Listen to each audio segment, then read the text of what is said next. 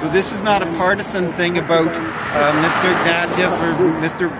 Harper or their particular parties. As far as I'm concerned, when it comes to foreign policy, they're both the same. They're both guilty of preaching and promoting militarism, and they're both toys of the American empire. And you know what I and that won't benefit the who's funding the Conservative government? Obviously, who's funding them is paying for their opinion. But they get a lot of individual memberships. Yeah, so they do get some of that. I have a feeling there's a very big funding operation. Well, I mean, some political parties gain support from the media.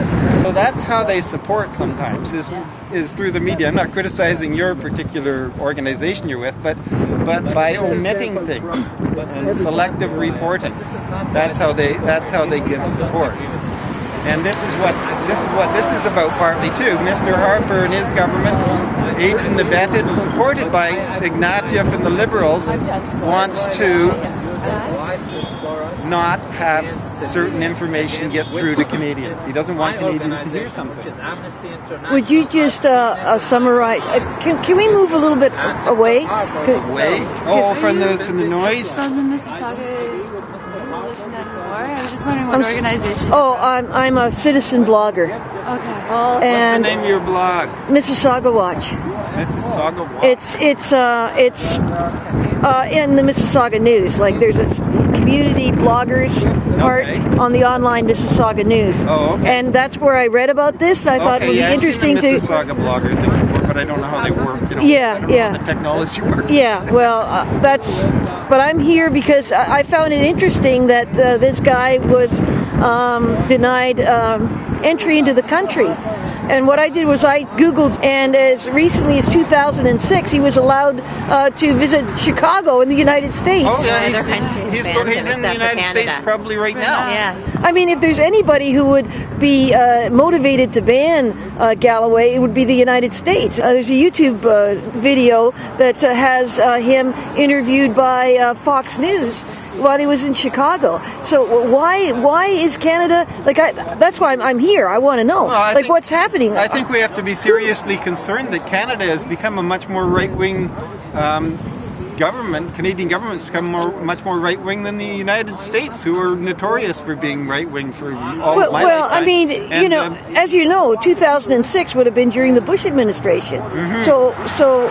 What I don't understand is that George Bush would let him in, but Stephen Harper doesn't. Is that what we can conclude here? Well, I don't know. I think there's some things are changing, and Mr. Harper is known for his silencing of everybody. And Garth Turner was kicked out of the caucus. Why? Because he would speak his mind. That's why. And then.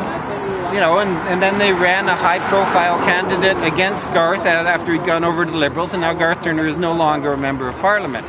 Starting camera again. I'm not an expert on civil liberties or anything. Yeah. I have my opinions. What is so scary about Galloway that he's like somebody's saying he's fear-mongering, others say that he's hate-mongering. What is it that makes him so dangerous? Well, this is a typical framing that some Zionists give, that anybody who speaks out against the state of Israel's actions is labeled anti-Semite, a hate monger, and other various terms. And what I'm saying is, I think what we have in Canada is what we're seeing is a pattern of people being criminalized, marginalized, and silent.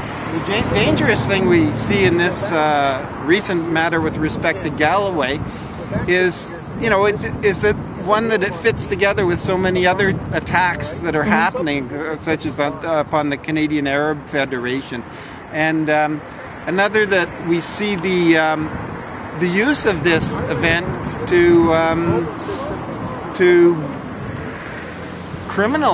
criminalize not George Galloway as an individual, but masses of people, anybody in Canada who will stand up as an individual or as a member of a group that is against the war state. And so that, I mean, what we see when this is not a new thing. This restriction, this attack on free speech it perfectly fits in with the whole scenario. Well, you know, I mean, I could understand somebody like they got rid of Ernst Zundel, who clearly was, you know, but I don't see this Galloway guy as the same type. I don't know. I really haven't heard his. Well, I haven't heard of him being arrested in Britain for his statements and thrown in prison. It's absolutely bizarre. Right now, I believe he's in the United States right now, and I don't believe he's being arrested there.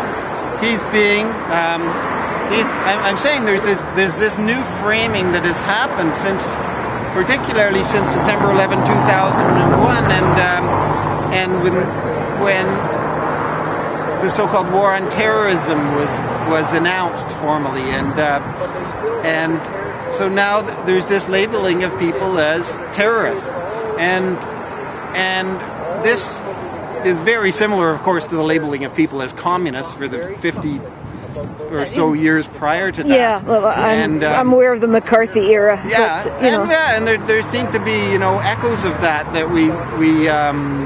we are finding in Canada right now, and but I'm saying that it extends beyond that, and it becomes a criminalization of dissent, and so we're getting only narrow viewpoint. There's no discussion. There's no dialogue that is encouraged. As a matter of fact, we're being taught to follow the point of view of leaders, a very hierarchical type of thing. The message is horribly manicured. The which? The message, any message by party line. I recognize that here in Mississauga. Are you a Mississauga resident? No, I live in Oakville. Oh, you live in Oakville, okay. Because I mean, what I see happening, one of the reasons I'm interested here is because that same almost pathological trying to control the message. And you can control the message by, first of all, just dumping all kinds of information out there for your party and your interests, and at the same time doing your best to make sure that the other message doesn't get out. What I can't understand is how Galloway could be regarded as so dangerous to Canadian security that he'd be denied entry. I can't fathom that. He's not dangerous to Canadian security at all. What he might be a danger to is the Canadian military security state and the war-based economy that is being furthered in this nation, and the restriction of civil liberties and the criminalization of dissent. Okay. He may be a harm to that. He may be a threat in the sense that he would encourage dialogue and divergent points of view from coming out. Something that's sort of like democracy. And makes people think. Yeah, but there's very encouraging signs in Canada, in my opinion, that it's still around 60%, despite the massive propaganda efforts that the federal government have made for years now, and the repeated, slogans they've thrown at us about why we have troops in Afghanistan. That still most Canadians want the troops out. They want them to come home. They want Canada out of this war. So I'm saying that Canadians aren't buying these simplistic things like support our troops, which is really just means support our war.